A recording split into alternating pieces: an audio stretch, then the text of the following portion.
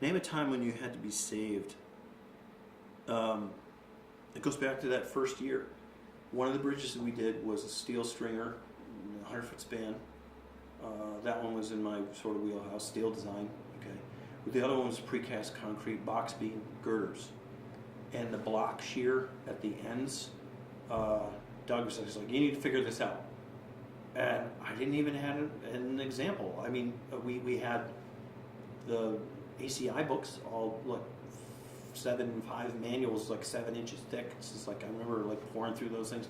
I need an example. I don't know how to do it, because it's not just end shear of a concrete beam. It's all under compression, because with the strands going this way, and it affects how much shear. And I remember coming up with it and having like 6 times more shear stirrups in the end. And finally, because Doug didn't know how to do it either. Doug was a brilliant engineer, completely fearless. I swear to God, if he applied, he was just like a civil. He was one of those freaky kids who, at like 7th grade, knew that he wanted to be a civil engineer. Who the hell knows what a civil engineer does in the 7th grade? Well, Doug Clark did, and he wanted to be one. And he was valedictorian of his class and went to Clarkson and never looked back. The guy is just super intuitive, very sharp, and I swear to God, cocksure can do anything. He would compete against his little company, against any large company doing whatever, and he did many different things. He did them well. This one in particular, I remember it was the first time I learned what a peer review was. He had Hunt engineers, because he had worked 6 months a year there. He called up, Joe, hey, who do you got over there who knows how to do peer review for precast stuff? And one of the items there, I think I still have the actual hand calculation from 20-something years ago of, I got the example I was really starving for, and it was all worked out. It's I save those. You're a fool if you don't. If you get a deferred design, somebody's designing steel studs or whatever on one of your projects or something, and it's all worked out nicely. That gets Xerox 3-hole punched and put out. It gets scanned and put in a.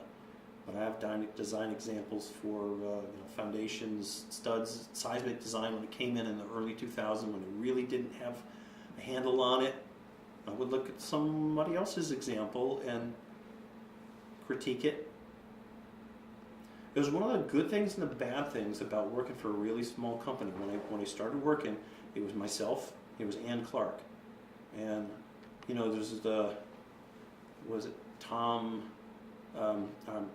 Mark Twain, who said some quip about his father and how much his father had learned between ages of when Mark Twain was 18 and 25. It was amazing how much the old man had learned, because leaving Clark and starting my own business is akin to like you're a kid, you're a teenager, you got all the answers, you're tired of living under mom and dad, and they can't run their company, and they're doing this wrong, and they're doing that wrong, and I've just absolutely openly laughed, both with Ann and Doug.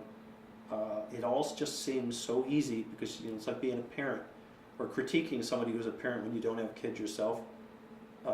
It's hard, and things that are just oh so clear when you're a casual observer, when you're in the position, when you're up to your eyeballs and stuff, it's very difficult to appreciate what goes into the decisions that they make and why. So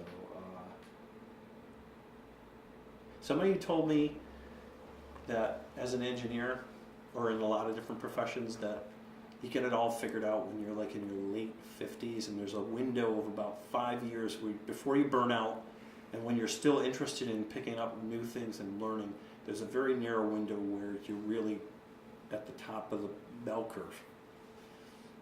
I think that's true.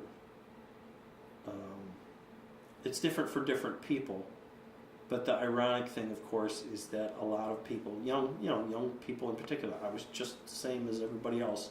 You got all the answers when you're young, and you're too busy telling people what you know, and if you just shut up and listen, or appreciate somebody else's perspective.